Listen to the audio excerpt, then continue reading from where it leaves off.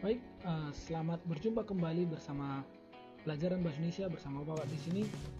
Pada pertemuan kali ini kita akan membahas mengenai kelanjutan materi kita dari pertemuan sebelumnya, yaitu topik kita adalah menganalisis struktur dan kebahasaan teks prosedur. Adapun yang menjadi tujuan pembelajaran kita hari ini adalah kalian diharapkan mampu mengungkapkan kembali struktur dan unsur kebahasaan dari teks prosedur.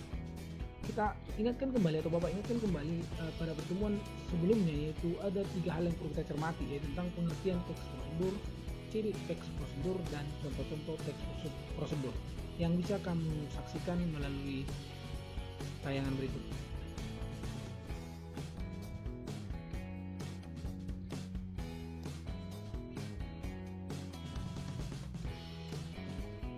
Baik, yang menjadi kegiatan inti kita pada pertemuan kali ini adalah Bapak akan menjelaskan secara lengkap mengenai struktur teks prosedur. Itulah yang menjadi kegiatan inti kita pada pertemuan ini, dan nanti akan ada juga tentang kebahasaan teks prosedur. Ada 3 hal yang menjadi struktur teks prosedur.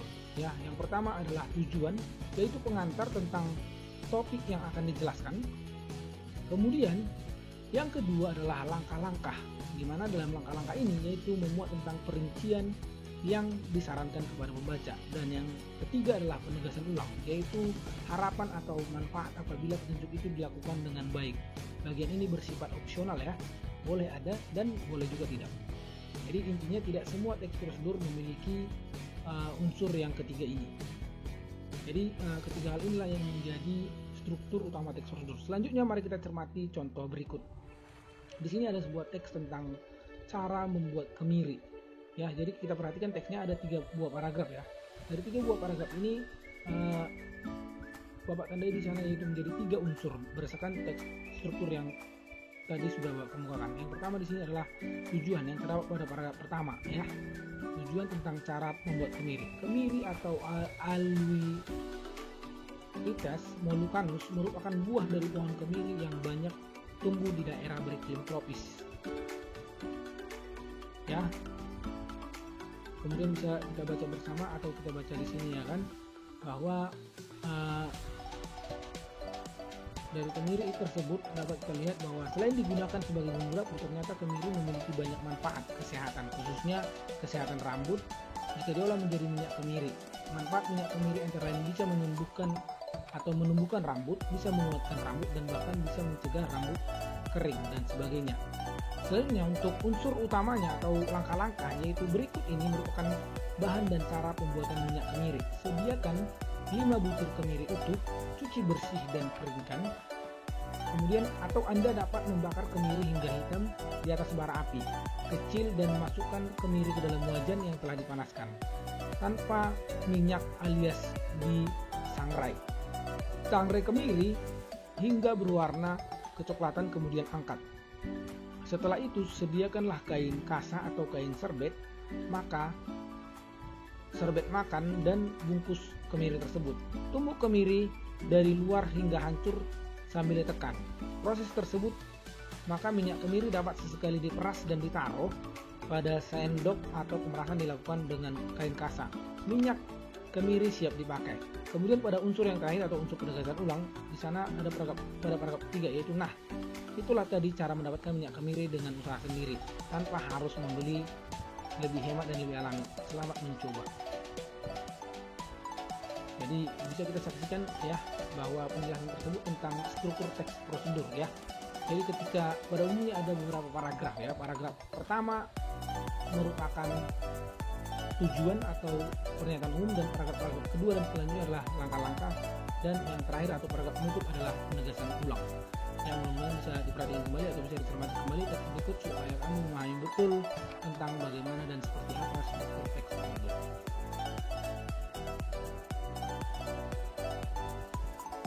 Ya, selanjutnya bagian inti lainnya yang akan kita bahas pada pertemuan ini adalah mengenai kaidah kebahasaan teks prosedur. Ada 5 hal yang menjadi kaidah kebahasaan teks prosedur. Yang pertama adalah kata kerja imperatif. Yang kedua yaitu tentang penggunaan kata kerja teknis. Yang ketiga adalah pernyataan persuasif. Yang keempat adalah penggunaan konjungsi penjumlahan, dan yang kelima adalah sebelum kita masuk penjelasan ya, yang kelima adalah mengenai deskripsi alat.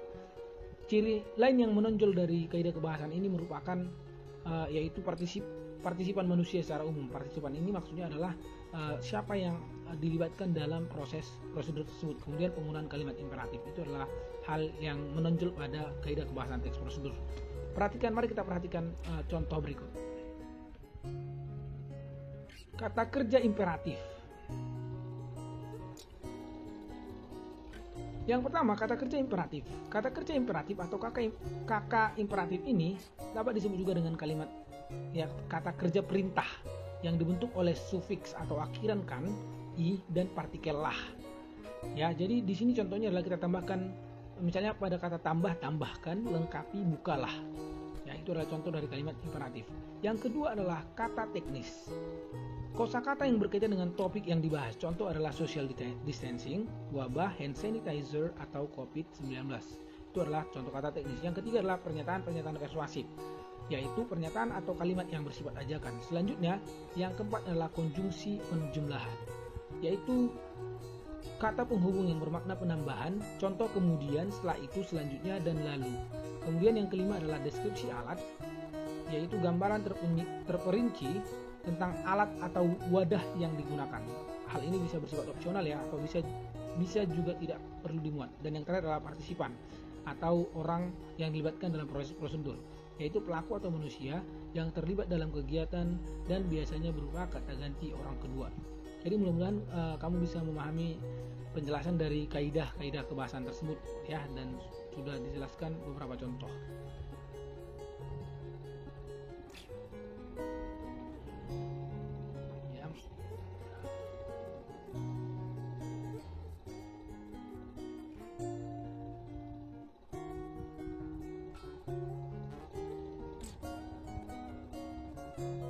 Ya, mari kita cermati pada penjelasan berikut. Dari teks yang tadi yang sudah disampaikan tentang cara membuat minyak kemiri, dapat kita cermati tentang penggunaan kaidah kebahasaan. Bisa kita perhatikan di sini ada 6 hal yang menjadi contoh kaidah kebahasaan. Ya, pada teks di samping tersebut sudah ada di sana ditandai atau dicoret, digaris dan dibulat-bulati mengenai apa saja yang menjadi kaidah kebahasaan. Yang pertama kita perhatikan di sana penggunaan kata kerja imperatif. Ya, di sana ada kata sediakan, ya. Kemudian di sana ada kata keringkan dan masukkan. Perhatikan di sana pada paragraf kedua dan paragraf lainnya.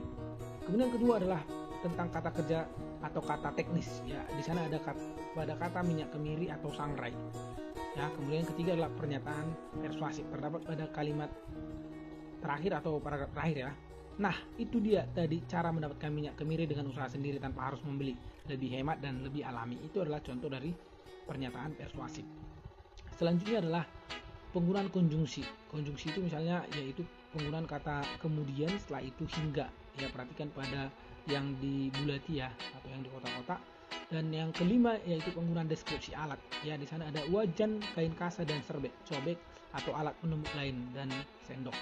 Kemudian di sana ada kata kaidah kebahasan yang terakhir yaitu berupa partisipan, yaitu di sana adalah Anda ya.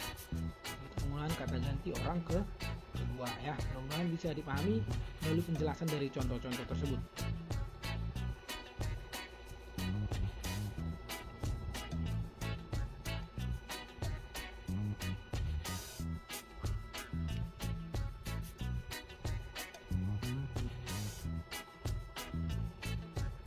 Ya, kemudian berdasarkan pertemuan hari ini maka bisa kita simpulkan bahwa ada 3 hal tadi ya mengenai struktur teks prosedur. Yang pertama ada tujuan atau pernyataan umum, kemudian langkah-langkah atau tahapan-tahapan, dan ditutup atau diakhiri dengan sebuah penegasan ulang. Kemudian ada 6 kaidah kebahasaan ya, yaitu yang pertama adalah tentang kata kerja imperatif, kata teknis ya. Coba kita cermati kembali dulu sebelum kita masuk ke pembahasan berikutnya.